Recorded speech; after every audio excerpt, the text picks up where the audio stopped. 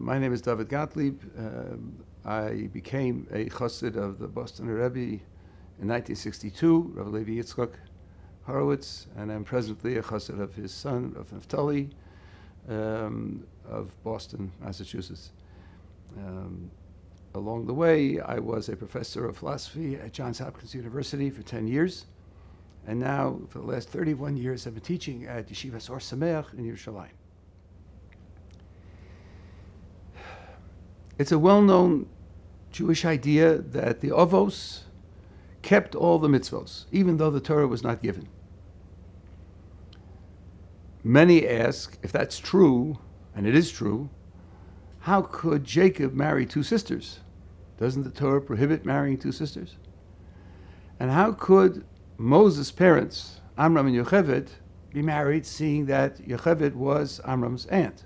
And that's also prohibited by the Torah. The Ramban explains that the Avos, when they volunteered to keep the Torah, did so only in the land of Israel. Outside the land of Israel, they did not undertake that voluntary commitment. So Jacob married the two sisters in Haran, outside the land of Israel. Moses' parents lived in Egypt, and therefore they could marry. The question for us is, why did the Avos, who volunteered to keep the Torah, set that restriction? What did they see that made it relevant to them to restrict their commitment only to the land of Israel and not outside? The answer to that question can be found in the second paragraph of the Shema. If you read the second paragraph of the Shema and categorize it, it falls into three sections. The first section says that if you keep the mitzvos, then things will go well. Rain at its appropriate time, fertility. The second section says, beware lest you go astray, and in particular serve other gods, the result of which will be a punishment of no rain and no productivity, ending in exile. The third section says, place these words upon your hearts, upon your souls, tie them on your arms, put them on your heads, tefillin. Teach them to your children, mezuzah, in order to lengthen your days and the days of your children on the land that Hashem is giving you. So in categorical terms, the paragraph reads like ABA. First, if you do well, things will go well. Then if you do ill, things will go ill.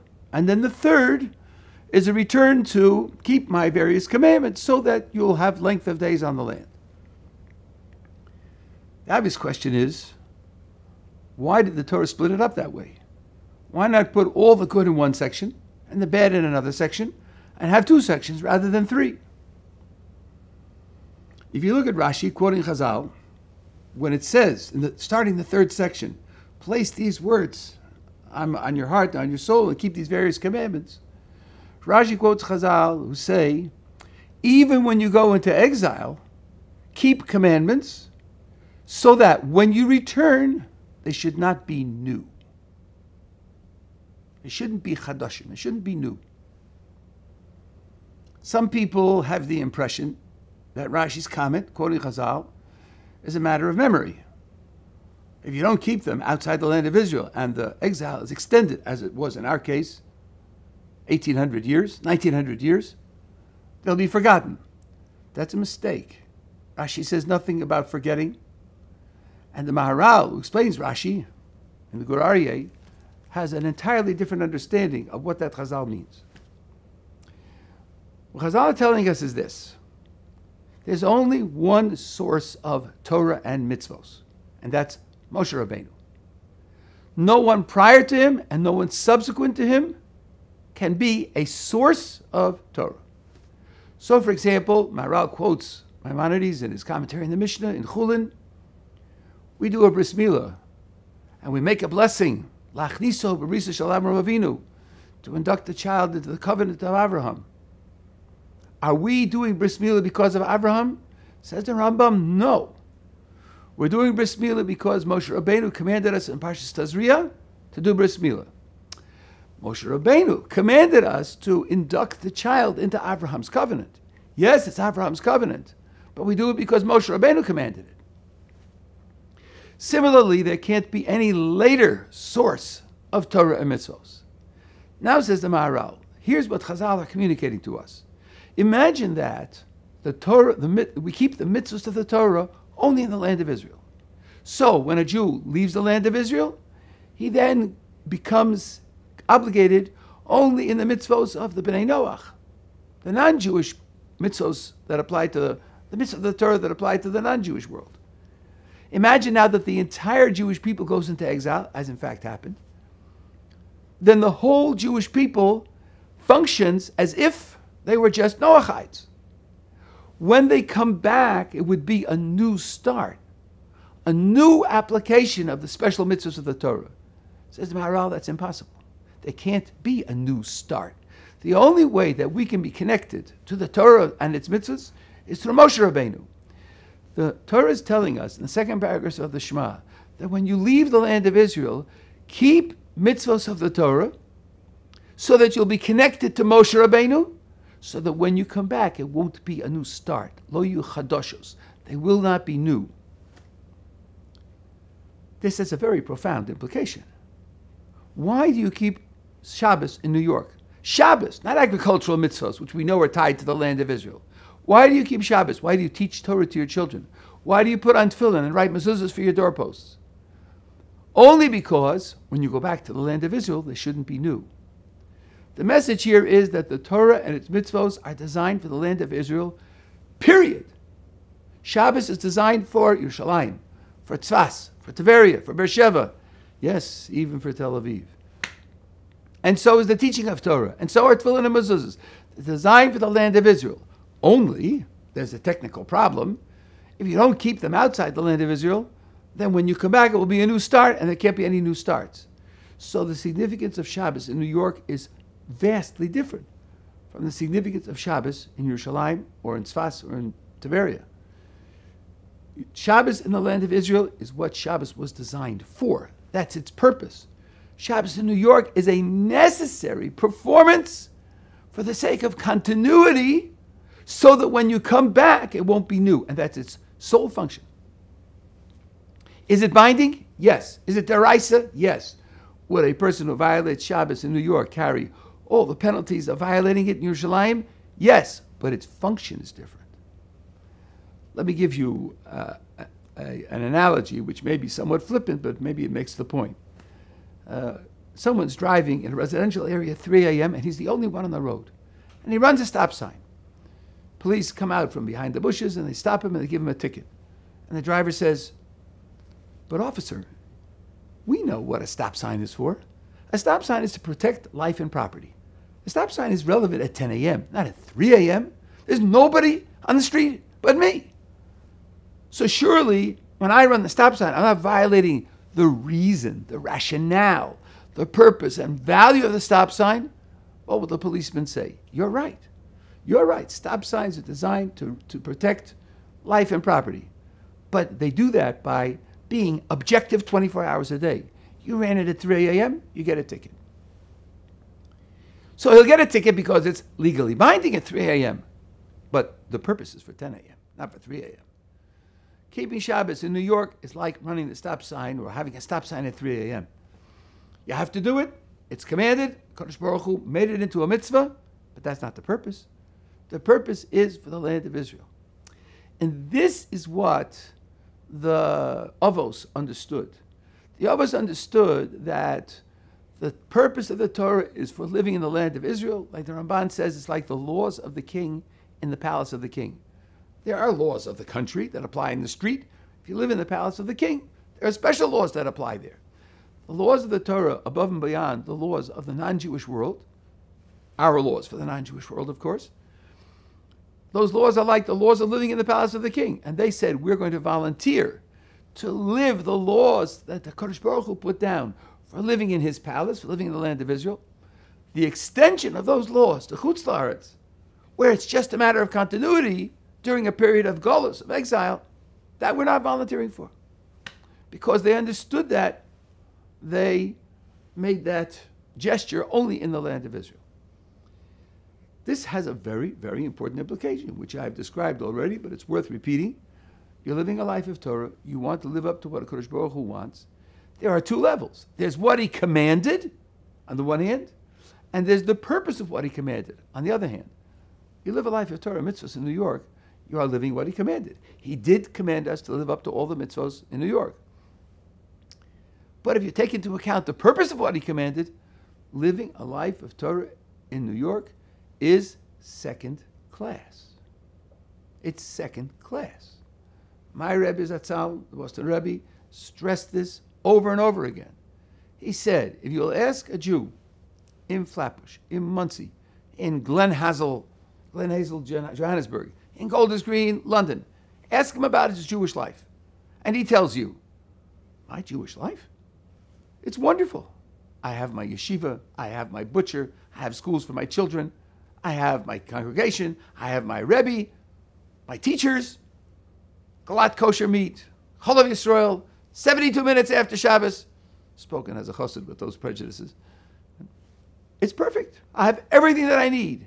And he has no krechts, no sigh, no pang that he's living outside the land of Israel. He's missing a crucial sensitivity. He's missing a crucial sensitivity that life outside the land of Israel is b'de'evet. It may be necessary. It's a very complicated halachic question. Many Gedolim lived outside the land of Israel.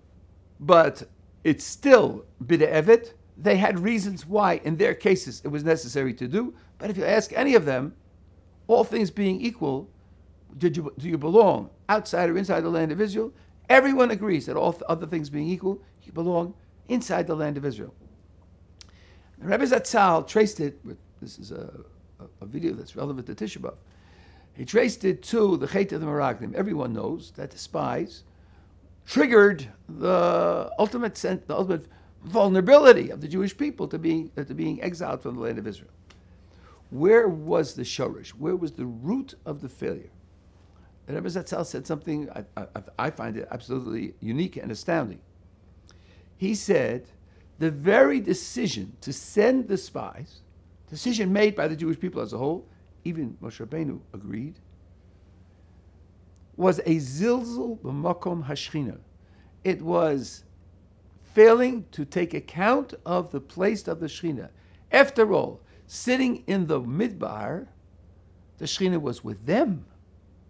To send spies to leave the Shechina, to go into the land of Israel, which was not the Makom HaShechina at that time, was a zilzul. The Makom HaShechina was a failure of appreciation for being together with the Shechina, and that failure, abandoning the place of the Shechina, to go in and do a reconnaissance mission, however you explain it, like the Malbim or others, Malbim or the Ramban, whether it's military or evaluative, the zilzul of the Makom HaShechina created a weakness in our attachment to the Makom HaShechina, and that was the shorish, which ultimately led to the failure to appreciate the preciousness of the Makom HaShechina, and ended up in the exiles that took place thereafter. So, this was the message of the Rebbe Zatzal. He encouraged all of us to come and live in the land of Israel, even though that meant he lost support where he was. He lost people from his kehillah. We remained attached to him. But in building a kehillah, people naturally think of holding on to their adherents, to their Hasidim. Not the Rebbe Zatzal. Boston Rebbe pushed people to come to Eretz Yisrael always with this concept that the land is the place where Chatchila, every Jew belongs. When Yaakov Avinu sees the Sulam, the ladder, and the Kodesh Baruch Hu promises him that even though he's leaving the land of Israel, things will be well. And when he gets up in the morning, he makes a vow. One element in the vow is V'hoy Hashem li l'Elokim. Hashem will be my God. Rashi and the Ramban disagree as to whether that's part of the T'nai or part of what he's promising to do. The Ramban takes it as part of what he's promising to do. If you'll preserve me and protect me and give me food to eat and clothes to wear, food, not bread, and you bring me back in peace to this land, then Hashem will be my God. So the reader says, then? You're making your worship of HaKadosh Baruch Hu dependent upon HaKadosh Baruch Hu preserving you? And if he won't preserve you in these ways, you won't serve him? Says the Ramban, that this is part and parcel of the whole purpose, of the whole message of the dream. It means that the relationship you have with HaKadosh Baruch Hu inside the land of Israel cannot be duplicated outside the land of Israel.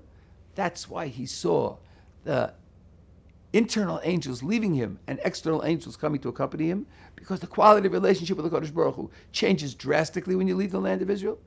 And what the Ramban understands, Yaakov Avinu is saying is, when I come back, I will work to reconstruct that relationship with you that can only be had in the land of Israel. And I lost that relationship, was replaced by another type of relationship. When I come back, I'll work to restore that relationship that can only be had with the HaKadosh Baruch Hu in the land of Israel. Bottom line is that every Jew needs to have a sensitivity to the specialness of Eretz Israel.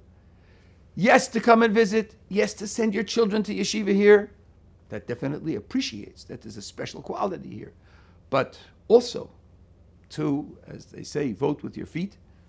And at whatever period of time in your life you have the ability to come and live here, you should come and live here. The Gemara talks about the mitzvah of being buried here. And one authority of the Gemara says, what a tragedy. Only dead? Only dead he came here? He didn't come here while he was alive? Again, we all know that there are halachic reasons why it's appropriate to stay outside the land of Israel. Many Gedolim did. But it's bid'ah evet. Sometimes you have to do a bid'ah evet. Sometimes you have no choice. But you have to be conscious that it's a bid'ah evet, and you have to do your best to make the best effort to come here and live here, and thereby fulfill the ultimate purpose that the Torah has for the Jewish people, which is to keep the Torah and the mitzvos in the land of Israel.